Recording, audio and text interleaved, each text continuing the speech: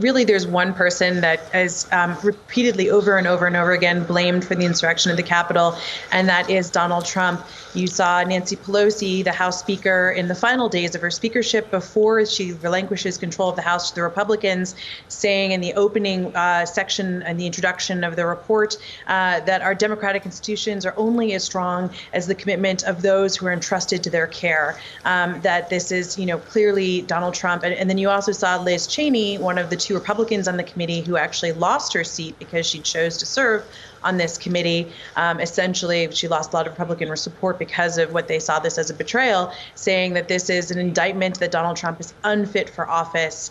And throughout the report, you actually see them, the authors of the report saying, invoking the 14th Amendment, Section 3, which says that anyone who cites an insurrection should be barred from holding future public office, which I think is obviously an indictment of Donald Trump, who's now running for president for the third time again, saying that he should not be allowed to take that office should he even win or even run for that office because of this insurrection. Have we learned any more about the events of that day and just what happened than we knew previously? We did see that summary come out earlier this week.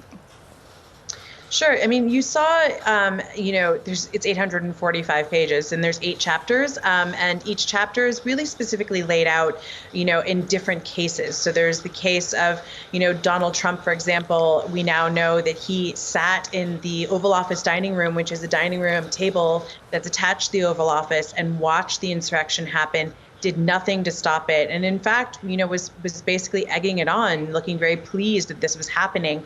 So that was sort of new information. There's not a ton of new details, frankly, that we've seen like that are bombshells. This is a committee that's had, many public hearings. There's, as you said, there was a 154-page summary that was released in previous weeks.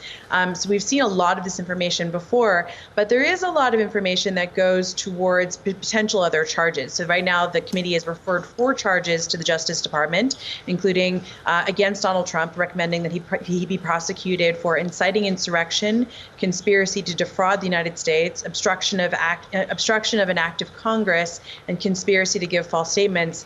They had, in the summary, alluded to 2 other possible charges, and we saw a lot more details about those charges on conspiracy to injure or impede an officer and seditious conspiracy in this larger document. And again, the Justice Department is investigating this. It's an investigation that's being run by an independent sort of authority named Jack Smith, an attorney hired by Merrick Garland, who's the Attorney General, to handle this investigation. It's really up to him if he decides to use any of this information and to respect Congress's clear wishes that they charge the former president.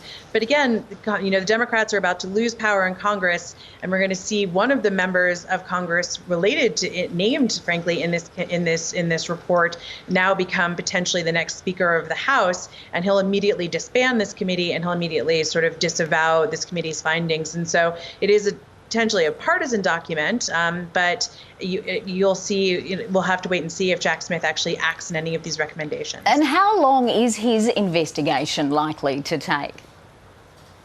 That is anyone's guess. I mean, this investigation took 18 months, but it had a very specific timeline to end, right? Like, it had to come out with this report before Democrats lost control of Congress and before Republicans would shut down the committee. So I think the investigation will last as long as it takes him to build a case and to bring charges. And when he feels comfortable that he has enough evidence and that he can convince a grand jury to potentially indict the former president, then he might charge him. But he may choose to not indict him at all. I think it depends on where the evidence leads him to. But this is a very damning series of documents and indictments of the former president. Clearly, Congress believes, and I think a lot of outside observers believe, that there's a very strong case to indict him. And if he's indicted, this is a whole new precedent in the United States. Like, can somebody who's indicted run for president? And are Republicans going to vote for this man? How are Americans receiving this report today? And is its final publication likely to change anyone's minds on what they believe or happened from what they've already learned since the events of that day?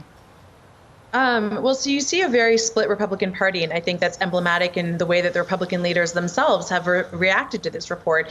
You saw Senate Minority Leader Mitch McConnell, who very much blames Donald Trump for not winning the Senate this time around because Donald Trump endorsed a slate of candidates that were just frankly unelectable, and coming out and saying, well, we've known forever who was responsible for the insurrection at the Capitol, and now it's in black and white and it's in print. He absolutely had no question that the report was legitimate and that Donald Trump was the person behind the insurrection at the Capitol. And then you had Kevin McCarthy, who is battling to become the next Speaker of the House. He's facing Republican insurrection from his own party. He's got the endorsement of Donald Trump, but there's moderates and others who are debating, saying that he shouldn't be the next Speaker. And he is actually named in this report as one of the 4 Republicans who refused to testify before the committee, who actually refused the subpoena before the committee, and they recommended him to the House Ethics Committee for reprimand for that. And so Kevin McCarthy saying that this is just, a partisan hack job, echoing Donald Trump's own comments on his social Truth Social site, saying this is a partisan attempt to sideline his campaign in 2024 and full of corrupt cowards who hate this country. And so, I think that there's clearly still a potentially shrinking group of Republicans who think that Trump can do no wrong, that this is all just a witch hunt, and that it's full of just untruths, and that the election was actually still stolen, even though everybody has said that it's been very clearly proven that he lost the election by 7 million votes. And then you have some of the Republican Party who believe that he lost the election, believe that this is a distraction from, and want to move on from this, and want to see some other Republican become the next nominee. And then obviously Democrats who are pretty unified that this, was Donald Trump's inspired insurrection, and that this was illegal, that this was a potential insurrection and attempted coup, and that he should be prosecuted for it.